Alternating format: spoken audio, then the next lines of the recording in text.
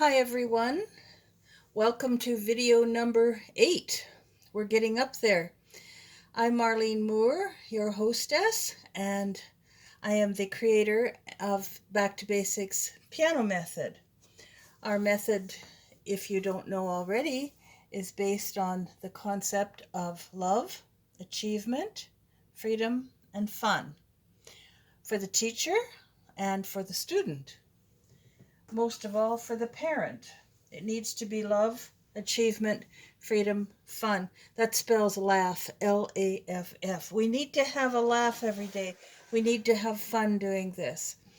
There are 10 curriculum Back to Basics piano books. They are available at jwpepper.com/myscore/Marlene Moore. I will also put that outside of the YouTube so that you can have a link to that. There are actually 10 curriculum books and 12 more companion books to do with composition, theory, and the other things that are not just pieces or sight reading as far as these go. Before we start doing book 2, and today we're going to be doing book 2 sight reading, but before we start that, I promised a little Scottish lady that I would show her how to stretch fingers. And this is for you, Anita. This is the size of my hand, and I believe that your hand is much smaller. The best exercise that I know is pretend you're on the bottom of the key bed or the edge of your piano, and you're going to take 1 and 2 and stretch to see if you can get this second knuckle joint, the one that's in your hand, to touch the edge of the piano. Now that may take several months, but if you push, don't hurt yourself. Just do it until it feels a little bit tight. You don't want to ever hurt yourself when you're doing piano for anything. Pain is not what we want. Put the second finger up and do this. I call this the splits. These are piano splits. Third finger, push until it's just tight, and then do the next one. Fourth finger, it's also good for arthritis. Those 2 fingers up, and we're going to try to get this joint here in as close as we can. Not to hurt, though. I have to stress that. We don't want pain. And the 5th finger and the thumb. This will help you to complete an octave. I've got a medium-sized hand, and I can stretch 9 keys. I don't know if you can see that or not. I can stretch 9. No, you can't. I'm not focused on the piano keys because I don't need them right now. So after you do that, then take your hand and squeeze, because you're going to feel a little bit of pressure there. Squeeze, and then give it a shake like that.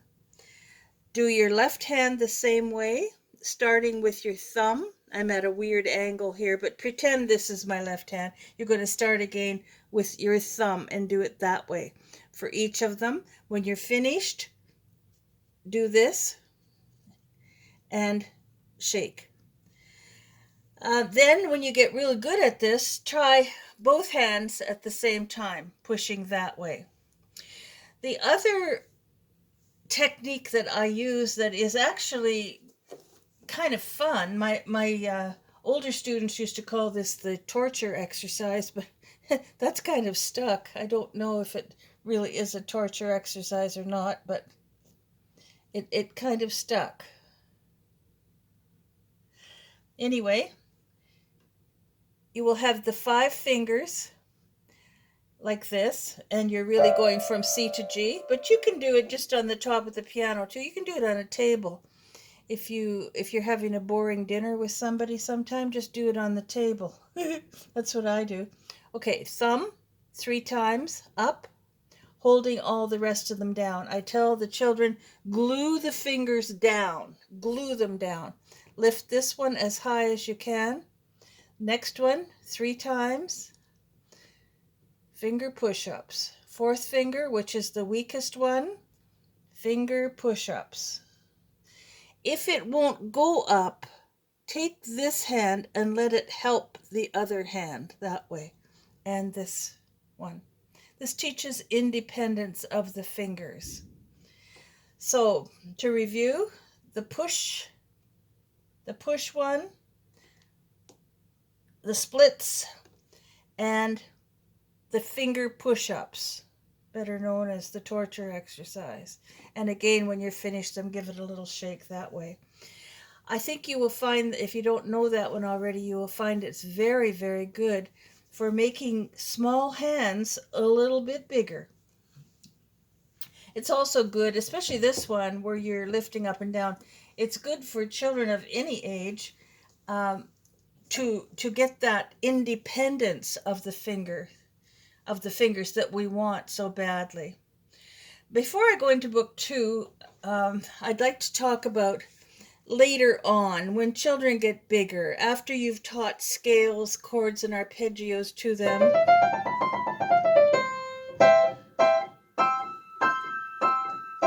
What do we do? Well, eventually they have to have a book. I have used this book since I was a little girl, and it's fantastic. It's just called the Brown Scale Book, Scales, Chords, and Arpeggios for Piano. It's put out in Canada by the Frederick Harris Music Company, but I think you can get it on Amazon or any of the publishers. It has everything you ever wanted to know about scales. There's C major, similar motion, contrary motion, separated by a third, a sixth. Double thirds, of course, would not be until book 10. Triads, solid and broken. Four-note forms, solid and broken. Arpeggios, dominant sevenths, and the arpeggios of the dominant seventh, first, second, and third inversion. That's very advanced work. But eventually, the children, I usually start them about book 7. They get one of these books. The Brown Book, that's all it's called. Scales, chords, and arpeggios. Just thought I'd pass that on. Some people don't believe in Hanon exercises. I was raised on them. I cut my teeth on them. I think if you overdo anything, it isn't good. People argue that you get just as much exercise by learning Bach or other composers. I really like Hanon exercises. This is the one edition called Hanon, the Virtuoso Pianist in 60 exercises. And it takes many years to go through all of these. But I assign these starting book 2. They start this one.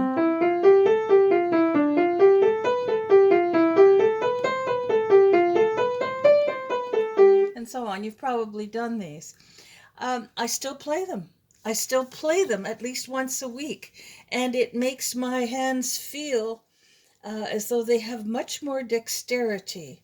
So that's up to you, but I really recommend Hanon. Also, Czerny. I hope that you grew up learning Czerny. It's great. I don't have the whole book here, but I've got some of them. And I hope you use Czerny exercises.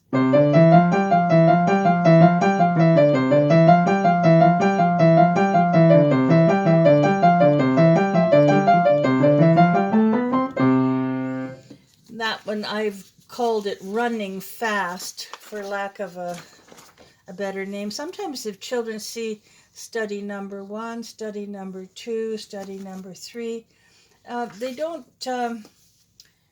don't gravitate it to as well as if it has a title. I've called this one Tricky Fingers. I don't know which number it is in the Carl Czerny book, but anyway, it's this one.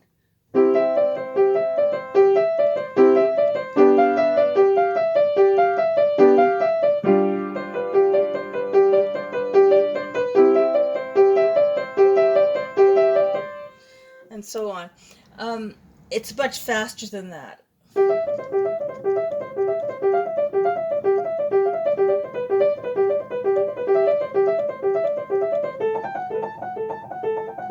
And so on. it's much faster, but they have to work up to that. Fast isn't always the best. In our society today, everybody seems to be trying to do everything faster than those female concert pianists that do everything fast. We're not them. We need to learn slow first, slow first. I tell the children, turtle. The turtle always wins the race, doesn't he? Let's tell them the story of the turtle. The turtle wins the race. But eventually they do have to speed up. Okay, let's talk about sight reading. And in books 1 and 2, it may not look as though it's very much. You know, there's C, there's D. It doesn't look very much, but we've learned that it's sound before sight. Later on, it can be sight and then sound. So in book 1, they've gone this far, as far as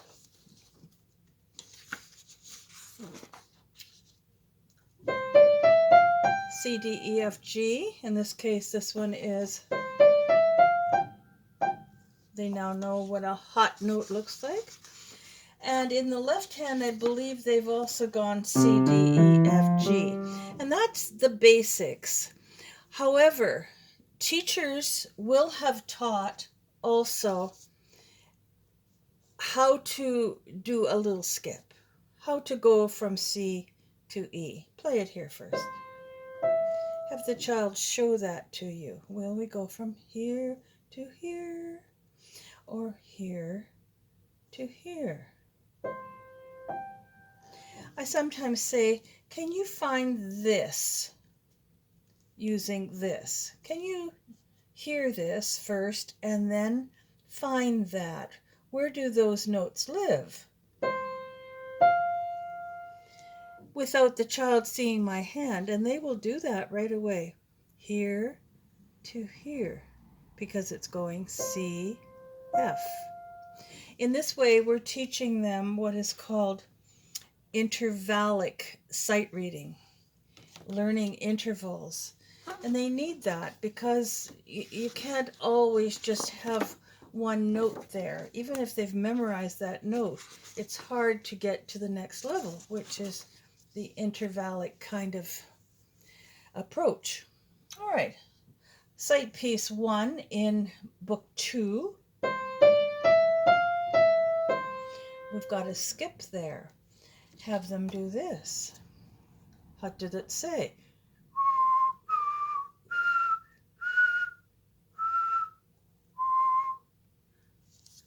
It's not enough to just be able to read that. Our society is full of people that can read beautifully. They can't hear anything, or a lot of them can't. We're training auditory, that's hearing, kinesthetic, touch, and visual as well. We need to be able to be kind of good at all three. Left hand. You notice it's got whole note, eighth note, half note. That doesn't matter at this point. We're only starting to teach them the values of notes. But you can say, okay, we've got that nice big fat note, and one with a flag, and one that has a tail. Doesn't matter what they look like. It's the fact is the position of the note for now. Most of them will know the names of the notes now. You don't have to teach them the names, but here are the names. F and G are marked there. Please don't teach good boys deserve fun always. Don't teach that. G, B, D, F, A. Don't make up stories about the names of the lines. Just let them know where they are. Let them hear them. Let them learn that this is G, B, D, F, A, because those are their names. Cutesy little rhymes don't help because they will always be going, oh, good boys deserve fun always. Oh, how does that go again? Even the ones that are taught G, B, D, F, A will sometimes always start from the bottom. But if you can teach them identification through sound. This is G. Let's find it here first on the piano and then transfer that knowledge up here. Use this a lot. Use it. A little game. Have the child turn around away from you. Don't look at all. Where is this? Well, let's do a left hand one. Where is this? What is that note? What does it sound like? And the child goes to the piano. Most of the Back to Basics students don't have a problem with this at all. The ones that have a problem learning this way are the teachers, because they've been taught the reverse of all of that. So work it out on yourself. Mr. Happy Face here, Smiley, says, can you play these? And look what they are. They're intervallic things, aren't they? They are the sounds that have a little leap every time. Work it out here first, or on a board. And we have staccato. Staccato. Because they're going to need that, aren't they?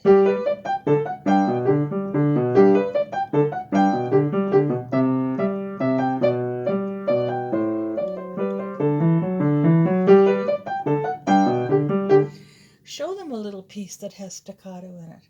Review peanut butter. Say, this is just like peanut butter. We've got little hot notes. They're hot. I say, this, pretend that the piano is a hot stove. You don't want to burn your fingers at all. Get that hand up. Alrighty. On with left hand, getting trickier. And again, we're working it out down here on the piano first. Then show it to the child until they're comfortable with that. Smiley Face says, big jumps, be careful. Do you recognize that? It's teeter-totter. Children will remember when they learned teeter-totter. Here they're going to follow the dots and make some notes. Staccato notes at that. Here they're making a little song. This is the beginning of their composing. And here they're making 3 little songs, 1 in 4, 1 in 3, 1 in 2 for a time. Left hand. At this point, I usually try to begin to teach them what the note values are. That this gets 4 counts, this gets 1 count. You don't have to give them names yet, but you can if you want them. If they're older children, they probably would appreciate that, knowing that it's a quarter note or an eighth note. And here is our very first sight piece of the grand staff. This is your chance to teach. What is a grand staff? C, C, C. Smiley says C, all the C's. Teach them about the grand staff that long ago, this was another line in here, and people had to count from here up to here, and the poor old flute player had a hard time. So tell them that is why it's now divided into treble and bass clef sections. What else do we have here? Oh, look, getting fancy. Look, F's. Right hand, F, F. Oh, all the G's. From here to here to here to here.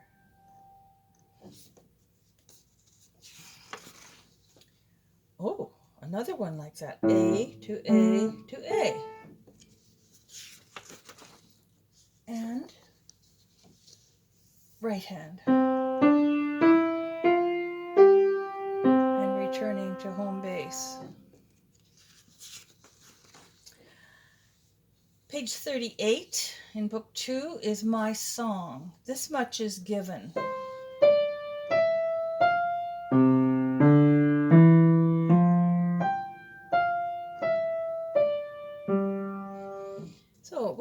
to do is, because it's in 4/4 time, you're going to teach them that there need to be 4 beats in the measure.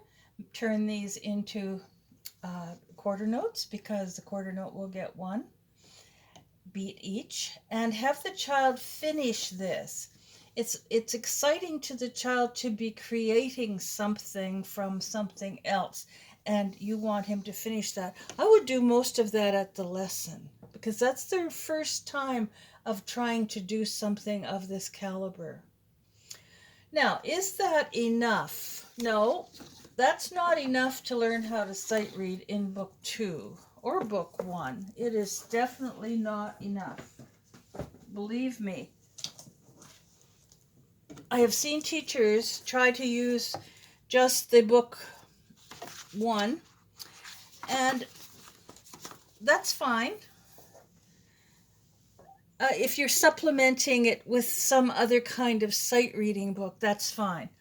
But so many teachers have used these books. This is book 1 of music maps. I did show you this one time before, that has the huge, big, jumbo-sized staves and the notes that are larger.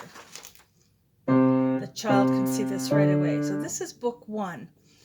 It has all jumbo notes.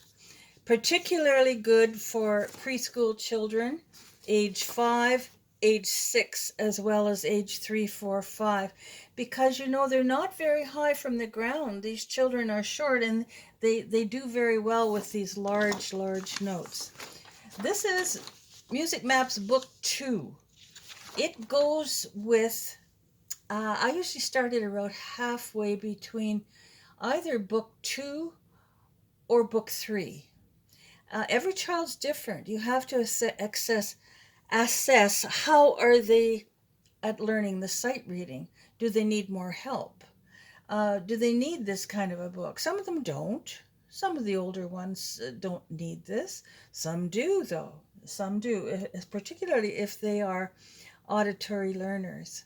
So we've got this to do at the lesson and at home. It goes on this way, eventually hands together, until we get big jumps.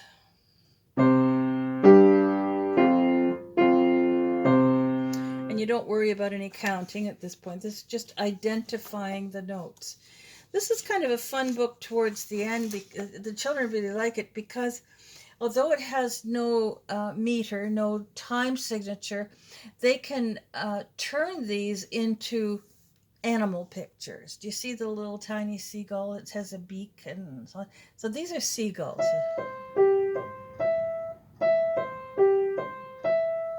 And then left hand. And I said the bird is flying up to here. And then he's flying this way. And there's a seagull way down low. In fact, you could put an 8V there and he could go even lower than that. Children like doing this one. Mice, we're using 3, 2, 3. 3, 2, 3 on each note. Do you see his little head and the 2 ears?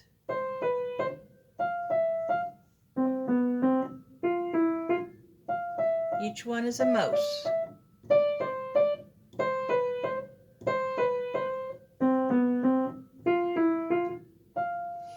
Isn't that fun? They like that one. They like all of these. Here's elephants. Here's the mother elephant, and here's the baby stomping away.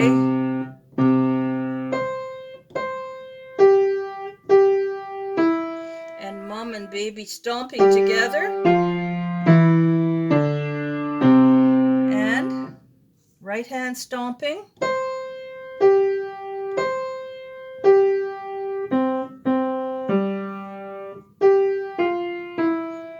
Elephant's butt. Turned her butt at the end, and there she's doing her bow. Fun, fun, fun. Kangaroos hop, right? They're going all over the place. They're having a great time.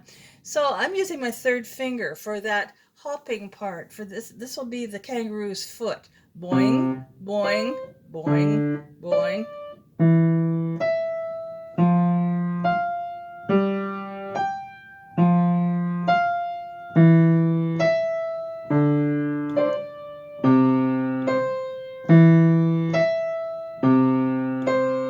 And then what I usually do is say, well, let's use the second finger. Let's let that be the kangaroo's feet. They like that one. I get them to color these kangaroos and the snake here too. He's slinky and slidey, and he slides slowly, this snake does. Hold the left hand down.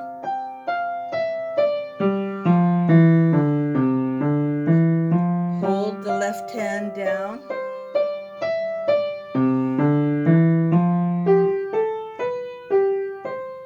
And the big snake is down here having a rest.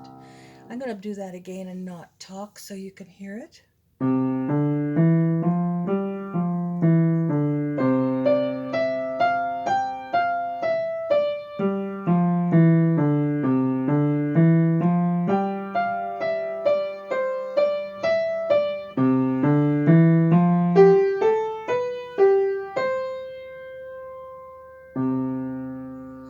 Again, the mother and the baby snake. That's a good way to teach that thing.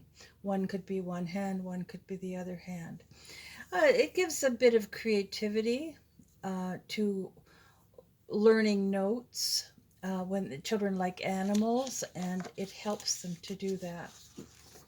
Cats, we're having 2 fingers. Look at that. 1 and 3, 2 and 4, 3 and 5. Don't tell them these are double thirds. That's not interesting. This is all about cats, and everybody likes cats.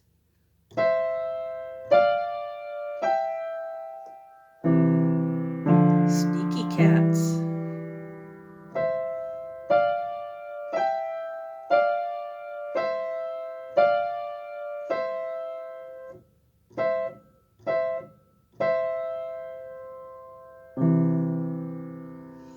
Now, are they going to be able to do 1, 3, 2, 4, 3, 5 like we would do a double third? No, they're going to do this. They're going to come up on the note because they're not trained to do a legato. That's fine. It sounds even sneakier that way. Don't you think? I think it sounds sneaky that way. The last page in book 2, Music Maps, the child is going to be able to make their own composition, and the beginning is given to them. And what they do here is they take all of the animals that they've talked about here, all of these animals, mice and seagulls, elephants, kangaroos, snakes, cats, and they make their own piece. So here we've got the seagull with a cat here. You could say, well, you know, that would sound nice to repeat that. Let's do that again.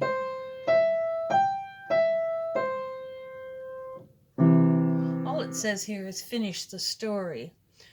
Why don't we try doing another one? How about the elephants?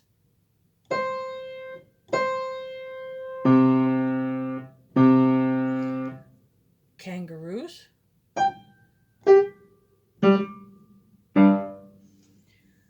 The sky's the limit here.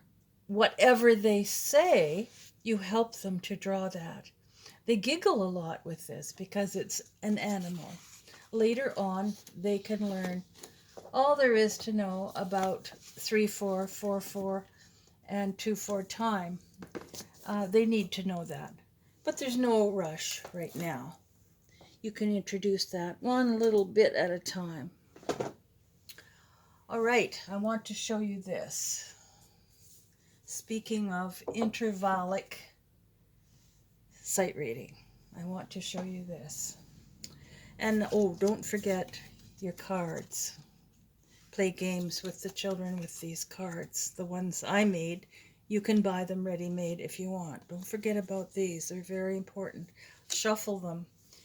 do games on the floor, whatever it takes. Have the child go to the piano after they've looked at the card. Can you play that? Fine. Okay, don't have them look at a card and say, can you find the card that says this? Oh, okay, then they have to really think about it because they're hearing it. That's the only clue they get till they come up with the card. Alrighty. I hope you can see this. Just checking my camera. Yes, I think you can see that all right. This is just a bunch of C's. Right hand, C's left hand. Not to be played together. This can be done, you know, on any kind of board. Even one of those metallic boards too. I'm using the middle C right here. This is the C to G below, middle C. And here we've got a few notes left off, but this is where it is intended to go. How to teach intervallic things as a review, because I just said that all of those notes in book 2, all of those notes in the music maps, book 1 and 2, are not enough to give them this idea that reading music needs to be done with intervals. So let's try this. Let's draw something like this beside it. Have the child play that. How would I play that? Great. Okay, let's try this. You could hold a card in front of this part so they don't get too confused with that. So they're just focusing on this part. How do I play that? Oh, that's a leap, isn't it? Look at that. It leaped over the D. It leaped right over it. Make sure you make a big deal about what's happening down here on the keyboard. It leaped over the D. You don't need to play them together, just one at a time. How about this one? Let's fool them because they're going to be looking for F. Let's fool them. Okay, where is that? How would I play that on the piano? What's it called? C, G. Now, this one.